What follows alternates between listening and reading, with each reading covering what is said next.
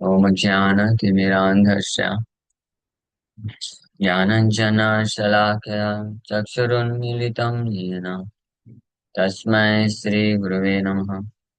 नमो विष्णुपादाय कृष्णप्रेष्ठाय भूतले श्रीमते भक्तिवेदान्त स्वामिनिति नामिने।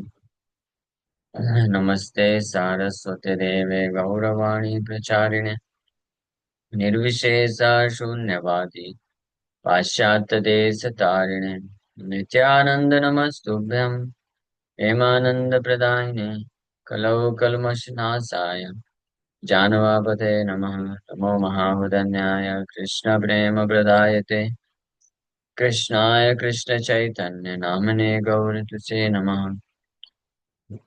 जय श्री कृष्ण चैतन्य प्रभु नित्यानंद श्री अद्वैत गदाधर श्रीवासादि गौर भक्त वृंद। हरे कृष्णा कृष्णा कृष्णा हरे हरे, हरे राम राम राम हरे हरे।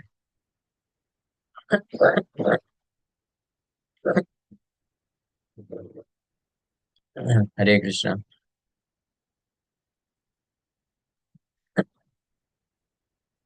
आप सभी भक्तों का हार्दिक स्वागत है आज के श्रीमद् भगवद गीता की चर्चा में। तो हम लोग चर्चा कर रहे हैं श्रीमद् भगवद गीता यथारूप और श्लोक संख्या 7, 7वां अध्याय का श्लोक संख्या 7 पे चर्चा कर रहे थे। मत्तः परतरम नान्यत् किंचिदस्ति धनंजय मयि सर्वमिदं प्रोतं सूत्रे मणिगणा एव। मत्तः मतलब बियॉन्ड मी, मेरे मुझसे परे। तो यहाँ पे जो मुझसे आया है मत्तः मी, ये सूचित करता है कि भगवान एक व्यक्ति है। भगवान जस्ट एक निराकार वस्तु नहीं है, जैसा कि निराकारवादी या ब्रह्मवादी या मायावादी लोग ऐसे जैसा सोचते हैं।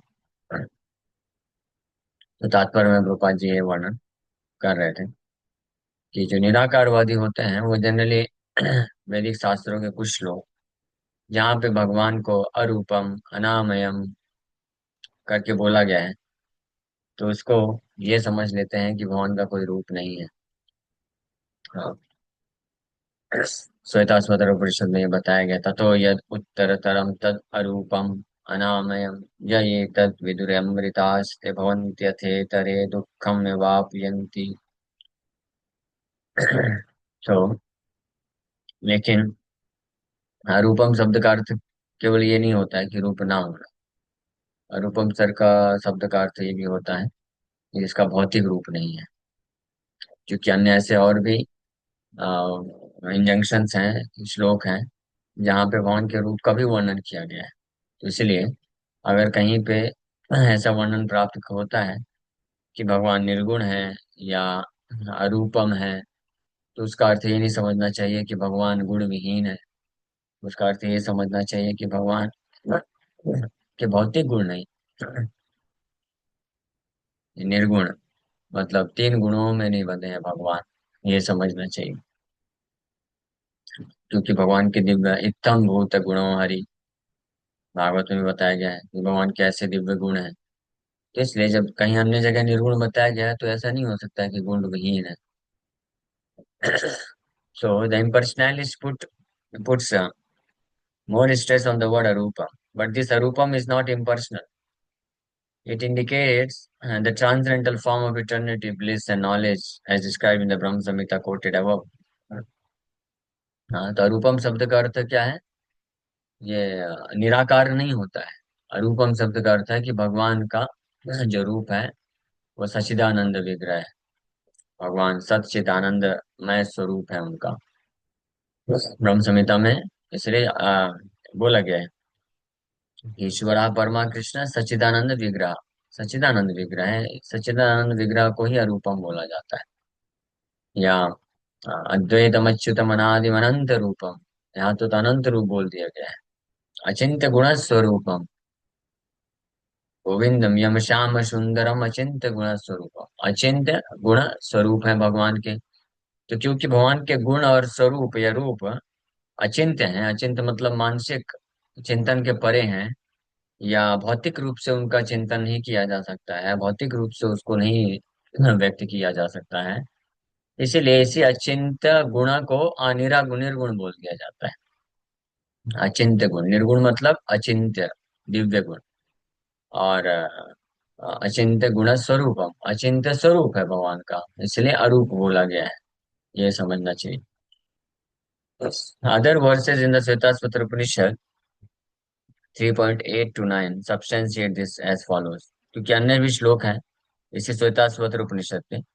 3.10, तीसरे अध्याय के 10वें श्लोक में तो तद अरूपम अनामयम बोला गया है, लेकिन उसी के पहले दो श्लोकों में ये भी बोला गया है, वेदाहम एतम पुरुषम महांतम आदित्यवर्णम तमसा परस्तात् तमेव विदित्वा मृत्युमेति नान्यपन्था विद्यते अयनाय यस्मात् परं न परम् अस्ति किंचित् यस्मान्ना अणीयो नो जायो अस्ति किंचित् वृक्षैव स्तब्धो द्वितिष्ठति एकस्तेनेदं पूर्णं पुरुषेण सर्वम्। इसी श्लोक, तीसरे अध्याय के 10 नंबर श्लोक में जहाँ पे भगवान को अरूपम अनामयम बताया गया है, तो उसके पहले के दो श्लोकों में तो ये भी बताया गया है कि आदित्य वर्णम, उनका जो स्वरूप है आदित्य वर्णम है। आदित्य मतलब सूर्य, वर्ण मतलब कलर, सूर्य की कलर की भांति उनका प्रकाश है, तेज है। तमसः परस्तात्, और वो एतम पुरुषम बोला गया है। अभी पुरुष को निराकार हो सकता है क्या? अगर कोई चीज निराकार है तो उसको पुरुष क्यों बोला जाएगा? पुरुषम महानतम, I know that supreme personality of God. पुरुष मतलब सुप्रीम पर्सनैलिटी ऑफ गॉड है। I know that Supreme Personality of Godhead who is transcendental to all material conceptions of darkness. वेदाहम एतम पुरुषम महांतम आदित्य वर्णम तमसा परस्तात। तमसा मतलब भौतिक चेतना, भौतिक जो कॉन्सेप्शन है, विचारधारा है, उसके परस, परस्तात उसके परे हैं भगवान। आदित्य वर्णम है। Only he who knows him can transcend the bonds of birth and death. केवल वो व्यक्ति तम एव विदित्वाति मृत्यु में, केवल उनको ही जो जान लेता है, मृत्यु में मृत्यु से ऊपर उठ जाता है, जन्म मृत्यु के चक्कर से एति मतलब विजय प्राप्त कर लेता है। तम, तो तम मतलब उनको, तो उनको मतलब निराकार नहीं हो सकता है। हाँ, उनको नान्य पंथा विद्यते अयनाय, there is no way for liberation other than this knowledge of that supreme person. नान्य पंथा विद्यते अयनाय, इस प्रकार के ज्ञान के द्वारा अलावा और कोई प्रोसेस नहीं है। वेदाहम एतम पुरुषम महानतम, इसी चीज को भगवान गीता में भी स्पष्ट बोले। किस रूप में? जन्म कर्म च मे दिव्यम एवं यो वेति तत्वतः त्यक्त्वा देहम पुनर्जन्म नयेति मामेति सो अर्जुन। जन्म कर्म मेरे दिव्य हैं, मेरा जन्म होता है, मेरे कर्म भी होते हैं, लेकिन ये भौतिक नहीं होते हैं, ये दिव्य हैं। हाँ, तो इस बात को जो जानता है वो जन्म मृत्यु के चक्कर से छुटकारा प्राप्त कर लेता है। नान्य पंथ विद्यते अयनाय, फिर यस्मात् परम ना परम अस्ति किंचित, जिनसे परे हाँ किंचित नहीं है। There is no truth superior to that supreme person because he is the super most. यस्मात् परम ना अपरम अस्ति किंचित, उनसे परे कोई नहीं है। यस्मान नाणीयो नो जायो अस्ति किंचित, he is smaller than the smallest and he is greater than the greatest. यस्मान ना अणियो, अणियो मतलब छोटा, उनसे छोटा कोई नहीं है। न जायो अस्य किंचित, ना ही उनसे कोई बड़ा है, यानी सबसे बड़े से भी बड़े वो हैं, छोटे से छोटे भी हैं। हाँ, अणुरणीयाम महतो महीयाम, ये बोला गया है। वृक्ष स्तब्धो दिवि तिष्ठति एकस, he is situated as a silent tree and he illumines the transcendental sky, and as a tree spreads its roots he spreads his extensive energies। वृक्षैव स्तब्धो द्वि तिष्ठति एकस तेनेदं पूर्णं पुरुषेण सर्वम। ये बड़े स्तब्ध, जैसे बरगद का वृक्ष होता है, स्तब्ध होते हैं, और उनकी जड़ें हर जगह, जैसे बरगद के वृक्ष की जड़ें हर जगह पहुंचती। तो अपने इस रूप से अपने ऊर्जा के माध्यम से भगवान हालांकि एक जगह सिचुएटेड है, एक जगह स्थित होकर के भी अपने शक्ति के माध्यम से अपने आप को हर जगह व्याप्त करके रखते हैं। तो ये प्रमाण है, श्वेतस्वतर उपनिषद में भी स्पष्ट बताया गया है कि अतः परतरम नान्यत्, केवल भगवान बस नहीं बोल रहे हैं, ये उपनिषदों में भी इसका प्रमाण प्राप्त होता है कि भगवान वो परम पुरुष हैं, वो कोई निराकार नहीं है। लेकिन एक जगह है, पुरुष मतलब है व्यक्ति है, तो हालांकि व्यक्ति है, उनका स्वरूप है, दिव्य है, लेकिन स्वरूप उनका एक जगह स्थित है, लेकिन साथ ही साथ में सर्वव्यापी भी है। हाँ, अपने शक्ति के माध्यम से वृक्षाइव स्तब्धा दिवि तिष्ठति एकस, वृक्षाइव स्तब्धा is situated as a silent tree and he illumines the transcendental sky. दिवि तिष्ठति एकस्तेनेदं पूर्णं पुरुषेण सर्वम, कि एक जगह स्थित होते हुए गोलोक एव निवसत्य अखिलात्म भूतो।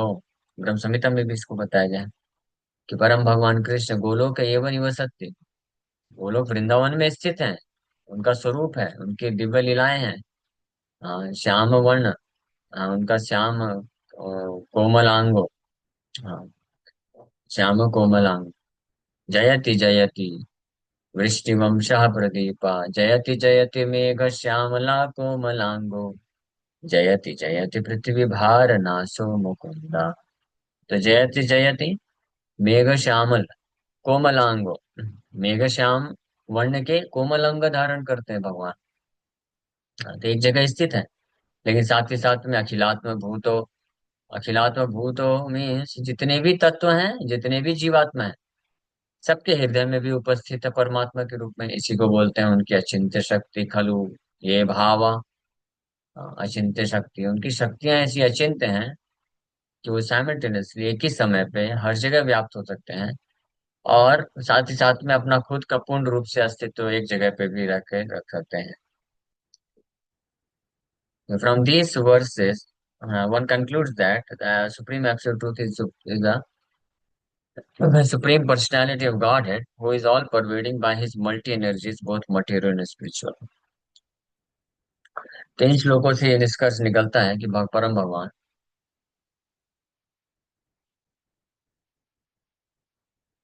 परम पुरुष हैं, यानी व्यक्ति हैं, और सर्वव्यापी हैं। अपनी अनेकों प्रकार की शक्तियों के द्वारा वो पृथ्वी भौतिक तथा आध्यात्मिक दोनों जगतों को व्याप्त करते हैं, इस परम पुरुष। ठीक है। अब इसके बाद भगवान यहाँ पे तो भगवान बताए इस श्लोक में, 7 नंबर श्लोक में, कि मत्तः परतरम नान्यत्, मेरे से सुपीरियर ऊपर कुछ भी नहीं है। धनंजय मई सर्वमिदं प्रोतम, वही हर जगह व्याप्त हूँ। भगवान बोल रहा है मैं ही हर जगह व्याप्त हूँ, मतलब मैं भी हूँ, ऐसा मत सोचो कि मैं नहीं हूँ। मई सर्वम बोलने का अर्थ यही है कि मायावादी लोगों का खंडन कर रहे हैं। मई, मई मतलब मैं बोल रहे हैं तो मतलब है भगवान। मायावादी लोग क्या करते हैं, भगवान को सर्वव्यापी हैं बोलते हैं, सर्वव्यापी हैं तो मैं को खत्म कर देते हैं। लेकिन भगवान बोले नहीं, मैं हूँ और सर्वम भी हूँ, मैं भी हूँ और मैं हर जगह व्याप्त भी हूँ, ये दो अलग अलग चीजें हैं। दोनों एक भी हैं, दोनों अलग भी हैं, अचिंत्य भेदाभेद इसी को बोलते हैं कि भगवान अपने सर्वव्यापक रूप में हर जगह व्याप्त हैं, और वो भगवान से अभिन्न है। वो जो सर्वव्यापी, जो उनका सर्वव्यापी जो अस्तित्व है, वो उनके पर्सनालिटी से वो उनसे अभिन्न है, non different, because he is only all pervading. लेकिन साथ ही साथ में डिफरेंस भी है। डिफरेंस क्या है, ही एग्जिस्ट सेपरेटली ऑल्सो, वो अलग से सेपरेट रूप में भी अपने सर्वव्यापी रूप के अलावा भी सर्वव्यापी तरीके से जो एग्जिस्ट करते हैं पूरे जगत में, उसके अलावा भी स्थित होते हैं। ये मई शब्द सूचित करता है, या मत्तः भी इस बात को सूचित करता है। तो पूरे गीता में अनेकों जगह भगवान मई मत्तः अहम सर्वस्व प्रभु माम एव कई बार यूज करते हैं। लेकिन फिर भी दुर्भाग्यवश जो मायावादी होते हैं, इन सभी भगवान के इन सभी शब्दों को जो है वैल्यू ना दे करके केवल गलत विचारधारा को ही पालन करके रखना चाहते हैं। तो यहाँ पे भगवान बोले कि मैं सर्वम इदम प्रोतम है, मैं ही हर जगह व्याप्त हूँ, मेरे द्वारा ही हर चीज एग्जिस्टेंस में है, अस्तित्व में है। अब वो कैसे है, अब अगले श्लोक से भगवान बताना चालू कर रहे हैं। ये बहुत महत्वपूर्ण श्लोक है ये। रसोऽहम् अप्सु कौन्तेय प्रभास्मि शशि सूर्ययो प्रणवा सर्ववेदेषु शब्दाखे पौरुषं नृषु पुण्यगन्ध पृथिव्यां च तेजश्चास्मि विभावसौ जीवनं सर्वभूतेषु तपश्चास्मि तपस्विनो बीजं मां सर्वभूतानां विद्धि पार्थ सनातनम् बुद्धिर्बुद्धिमतामस्मि तेजस्तेजस्विनामहम् बलं बलवतां चाहं कामरागविवर्जितम् धर्माविरुद्धो भूतेषु कामोऽस्मि भरतर्षभा ये चैव सात्विका भावा राजसास्तामसश्च ये मत्तेवेति तान् विद्धि न त्वहं तेषु ते मयि त्रिभिर्गुणमयैर्भावैः एभिः सर्वम् इदं जगत् मोहितं नाभिजानाति मामेभ्यः परमव्ययम् दैवी एषा गुणमयी मम माया दुरत्यया मामेव ये प्रपद्यन्ते मायामेतां तरन्ति तेन मां दुष्कृतिनो मूढा प्रपद्यन्ते नराधमा मायया परतज्ञानासुरं भावमाश्रिता चतुर्विधा भजन्ते मां जना सुकृतिनो अर्जुन आर्तो जिज्ञासुरर्थार्थी ज्ञानी च भरतर्षभ तेषां ज्ञानी नित्ययुक्ता एकभक्तिर्विशिष्यते प्रियो हि ज्ञानिनोत्यर्थम् अहं च स च मम प्रिया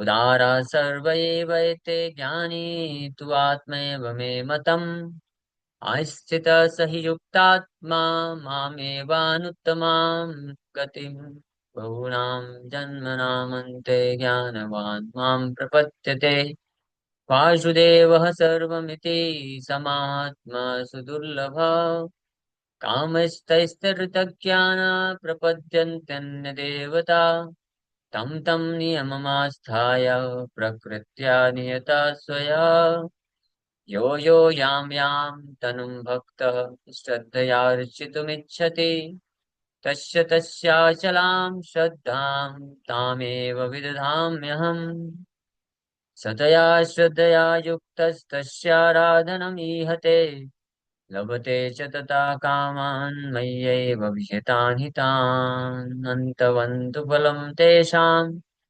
तद्भवत्यल्पमेधसाम् देवान् देवयजो यान्ति मद्भक्ता यान्ति मामपि अव्यक्तं व्यक्तमापन्नं मन्यन्ते मामबुद्धया परं भावमजानन्तो मम अव्ययम् अनुत्तमम् नाहं प्रकाश सर्वस्य योगमाया समावृतः मूढोऽयं न विजानाति लोको मामजमव्ययम् वेदाहं समितीतानि वर्तमानानि च अर्जुन भविष्याणि च भूतानि मां तु वेद न कश्चन इच्छाद्वेषसमुत्थेन द्वन्द्वमोहेन भारत सर्वभूतानि सम्मोहं सर्गे यान्ति परन्तप येषां त्वन्तगतं पापं जनानां पुण्यकर्मणां ते द्वन्द्वमोहनिर्मुक्ता भजन्ते मां दृढव्रता जरामरणमोक्षाय मामाश्रित्य यतन्ति ये ते ब्रह्म तद्विदु कृष्णम् अध्यात्मं कर्म चाखिलम् साधुभिः भूतादिदैवं मां साधियज्ञं च ये विदु प्रयाणकाले अपि च मां ते विदुर्युक्तचेतसा बहुत सुंदर तरीके से भगवान इस अध्याय में अपने बारे में ज्ञान प्रदान कर रहे हैं। ठीक है, हम लोग आगे और धीरे धीरे चर्चा करेंगे। Thank you very much. Hare Krishna. अ, अर्जुन पूछते हैं कि जैसे साकार रूपी और निराकार में ज्यादा श्रेष्ठ कौन है। तो एक तरफ भगवान कहते भी हैं कि निराकार भी मैं ही हूँ। तो इसको हम इस तरह से भी समझे कि ये जो ब्रह्म तक जब तक हम रहते हैं, मतलब बाहरी तेज तक, तो वहां तक ही निराकार का अर्थ हुआ। फिर उसके आगे जब बैठ जाएंगे तो फिर परमात्मा फिर भगवान पहुंचते हैं। निराकार जो है भगवान का ब्रह्म ज्योति, वो भगवान की शक्ति है, मतलब भगवान की अंग कांति है। ब्रह्म ज्योति भी तो भगवान से ही आती है, लेकिन वो कंप्लीट ओरिजिनल फॉर्म नहीं है। ओरिजिनल फॉर्म कृष्ण का सच्चिदानंद विग्रह है। तो जो लोग कुछ होते हैं ठीक है, निराकार उपासना करना चाहते हैं, तो भगवान उसके लिए वो पाथ बनाए हैं, वो कर सकता है। लेकिन उससे परम सिद्धि नहीं मिलेगी उसको, और ना ही उस मार्ग में सफलता जो है इतनी आसानी से मिलती है। तो बहुत क्लेश क्लेश अधिकतरस्ते शाम अव्यक्त आसक्त चेतसा। जैसे अव्यक्त रूप निराकार रूप के पीछे लगते हैं, तो उनको बहुत क्लेश मिलता है, कष्ट मिलता है, इतनी आसानी से सफलता नहीं मिलती। इसलिए भगवान वो रिकमेंड नहीं किए, और ना ही वो परम सिद्धि को प्रदान करता है। क्योंकि उसकी सिद्धि क्या है कि अल्टीमेटली बस वो समझेगा इस व्यक्ति कि मैं ब्रह्म हूँ, अहम ब्रह्मास्मि, बस। तो भौतिक जगत से बस मुक्त हो जाएगा, लेकिन वास्तविक जो आध्यात्मिक जीवन है उसमें उसको प्रवेश नहीं मिलेगा। तो ये नुकसान है उसका। हरे कृष्ण।